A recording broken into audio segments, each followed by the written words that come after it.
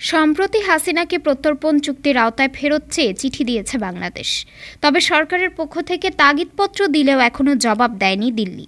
হাসিনাকে ভারতীয় সরকার ফেরত দিতে অনীহা দেখালেও দেশটির উত্তর পূর্বাঞ্চলের ৫৫% মানুষ চান তাকে যেন বাংলাদেশে পাঠিয়ে দেওয়া হয়। ভারতীয় সংবাদ মাধ্যম ইন্ডিয়া টুডের মুড অফ দ্য নেশন জরিপে এমন তথ্য উঠে এসেছে। এতে প্রশ্ন করা হয়, হাসিনাকে ভারত সরকারের আশ্রয় দেওয়ার ব্যাপারে আপনার মতামত কী?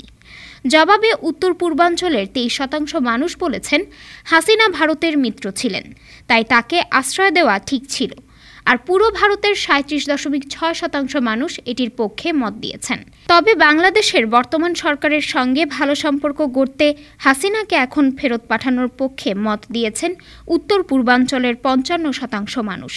অপরদিকে পূর্ব ভারতের ২১.১% চান হাসিনাকে এখন ভারত সরকার ফেরত পাঠিয়ে দিক। এছাড়া পুরো ভারতের আরও ২৯% মানুষ চান হাসিনা যেন ভারতে আর না থাকেন। তবে তারা চান হাসিনাকে যেন বাংলাদেশে ফেরত না পাঠিয়ে অন্য দেশে চলে যেতে বলা হয়।